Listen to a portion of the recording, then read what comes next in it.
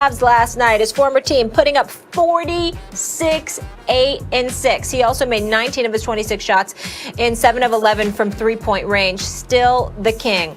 Looking at the best records in the NBA, the Lake Show are on top and the favorites to win it again. Kawhi and the Clippers are still chasing them at number 2. The Sixers are the top team in the East, but the superstar trio in Brooklyn are climbing. Max Kellerman, who's under the most pressure to knock off LeBron and the Lakers? Kevin Durant, clearly. I mean, when KD got to Brooklyn with Kyrie, the mandate was to get to the finals at least. But then they added James Harden. James Harden, who, by the way, rolled out of bed, showed up fat and out of shape, and gave him 30 points, a triple-double with 30 points. I mean, game 1, and was winning with KD. And then the question was Kyrie even going to be there? Is he self-destructing? And then Kyrie's back. I mean, if you have an MVP with another MVP and a third all-star plus kind of player, that is a big 3. And in fact, it's a big 3 in the absence of any other big 3 in the league. There's no other big 3 in the league. You know what happens when you put a big 3 together and there's no other big 3? You got to at least get to the finals. That's the history of the NBA. Got to get to the finals. Now, you could say, well, KD already beat LeBron in the finals, but everyone knows what that was. LeBron James led a team against a 73-win Warriors team, went to Oracle on the road, wins a Game 7 against the same team that had just beaten a loaded Thunder team that KD was on.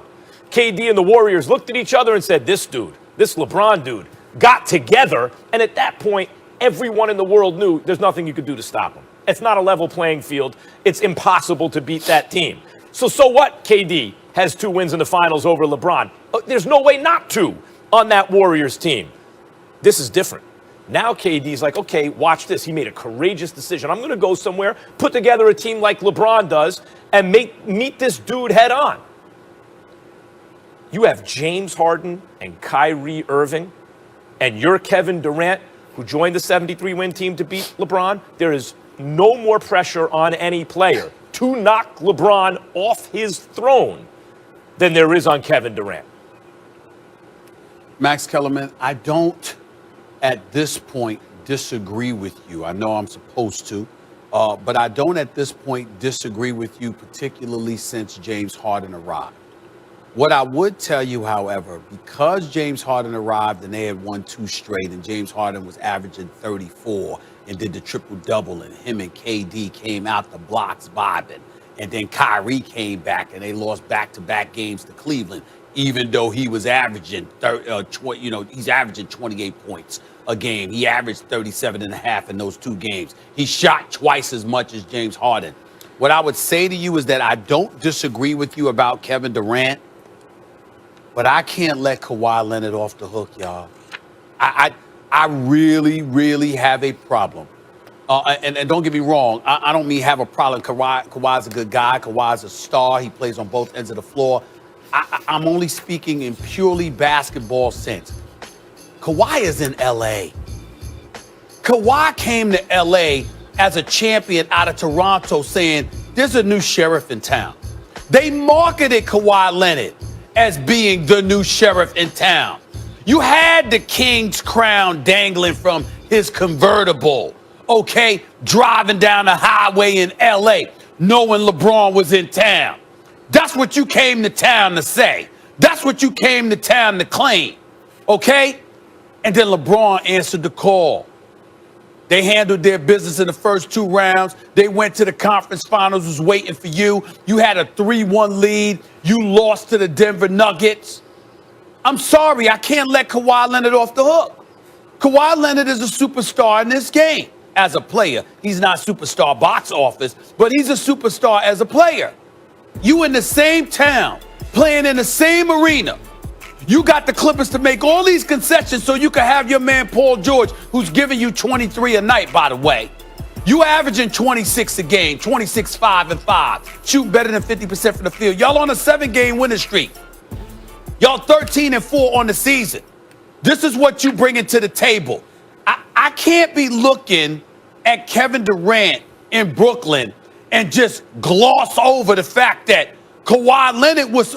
That's why Steve Ballmer and Lawrence Frank and at the time Doc Rivers and everybody went all in on this move. And all of a sudden, because James Harden arrives in Cleveland, we got to ignore Kawhi Leonard and what the hell you supposed to bring to the table before the final. Well, I got news for you, Max. Correct me if I'm wrong. Somewhat rhetorical question. If LeBron and them can't get past the Clippers, there ain't no finals for LA, right? So KD wouldn't have that much to worry about, right? And ain't there somebody that's supposed to be standing in LeBron's way to prevent him from being in the NBA Finals? Isn't that supposed to be Kawhi Leonard? That's all I'm saying. By the way, you said, I know you meant Brooklyn. You said Cleveland. You meant Harden. I meant Brooklyn. But let's talk about that for a second. I respect what you're saying because Kawhi was the guy who threw down the challenge. LeBron was like, come play with me. And Kawhi said, no, I'm coming for you, and didn't even hold up his end of the deal by getting there. And he did not play well in Game 7, particularly late in the game. I'm not letting him off the hook either. He was off the. But we have to be honest the whole about second half. Kawhi, until that moment, Kawhi was once again magnificent in the playoffs. Until that Game 7, he was the Finals MVP, who was the best player in the playoffs by far last year, without LeBron, or 2 years ago, without LeBron in the league. Came back and was magnificent, but he choked in that Game 7. I'm not letting him off the hook for that either. But who's he playing with? Like, he's on a real good team, and Paul George's a real good player. But Paul George ain't an MVP. Forget about the fact that Paul George doesn't show up in the playoffs. Paul George ain't KD. Like, LeBron's playing with AD. That would be like if Kawhi played with KD. Give Kawhi KD and now let's talk. Or if you want to look at KD, who I'm saying there's more pressure on, and I know you agree with that, to beat LeBron, even though you're not letting Kawhi off the hook. I get it. KD is playing with Harden and Kyrie. Give Kawhi Steph Curry and Damian Lillard, or Steph Curry and someone on that level. That's what KD's got. That's not what Kawhi's got. Let's not get it bent, Stephen A. Let's not get it twisted. LeBron's got AD. KD's got Harden and Kyrie.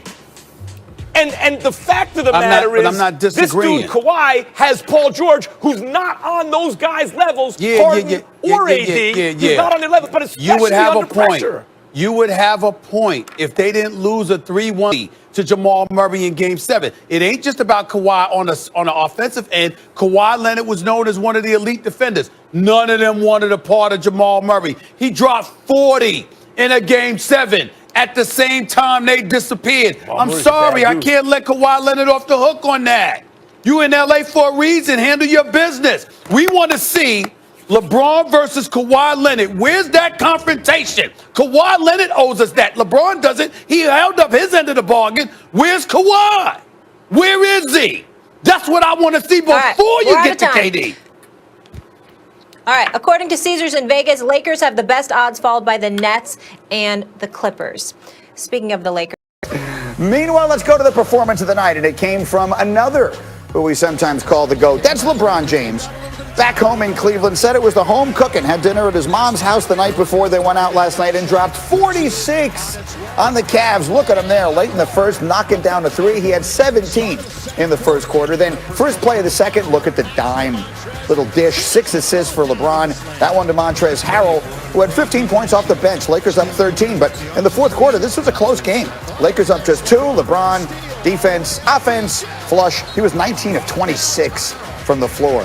He really took over in the fourth quarter. Look at him going up, swatting that one away from Colin Sexton. They called it a goaltend, then they overturned it. Then he's knocking down a 3 from the logo. That gave him 36. A minute later, the step back 3. Now he's at 41. A minute left in the game. Little Bernard King baseline action. LeBron James, 21 in the fourth, 46 points on the night.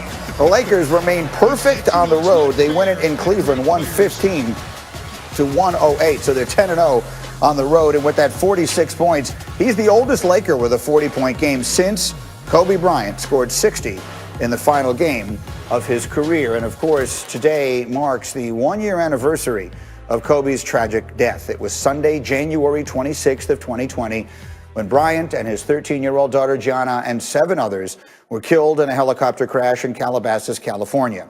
The days and the weeks that followed were marked with emotional outpourings of grief and appreciation from around the world as people celebrated the life and the legacy of one of the great legends that we've ever seen in sports and well beyond. And so we have Jalen Rose with us today. And, you know, Jay, we just talked last week because it was the anniversary of the 81-point game, and we were remembering Kobe then. And so I just wonder, when you woke up this morning and you knew this was something everyone, and yourself included, would be talking about, what were the first thoughts that went through your mind? Well, it's really tough, Greeny, because, you know, it's only 1 year. And we get introduced to these all-time great athletes and entertainers through their performance.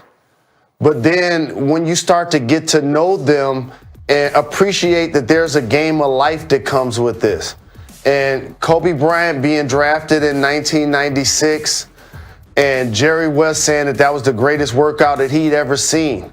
Drafted by the Hornets, traded for Vlade Divac to the Los Angeles Lakers. Was a child phenom in the NBA annals, but he wasn't a starter on his own team. And a lot of people, including in his own locker room, resented that he was presented to be the golden child so very young. They go to Utah, they lose a playoff game, he shoots multiple air balls at the end of the game, and people start to assassinate his character. What does he do? He gets in the gym, he starts to work, and before you know it, Kobe Bryant becomes a 3-time back-to-back-to-back champion playing alongside Shaquille O'Neal. And then another, I guess, turbulent career thing happened when he and Shaq didn't see eye to eye and Shaq left. You remember this, Greeny. People chose sides, and they picked Shaq. The public picked Shaq. And then Shaq went to Miami and won a championship. And I remember covering the game when he and Dwayne Wade came back to play at LA versus Kobe. There were no handshakes that game. And so for Kobe Bryant to then reinvent himself again, change his number, win 2 more championships with Pau Gasol and Phil Jackson, that validated in his mind his all-time greatness. And we talk about Michael Jordan or LeBron James or whoever you want to be the greatest of all time, but I tell you, if I look really close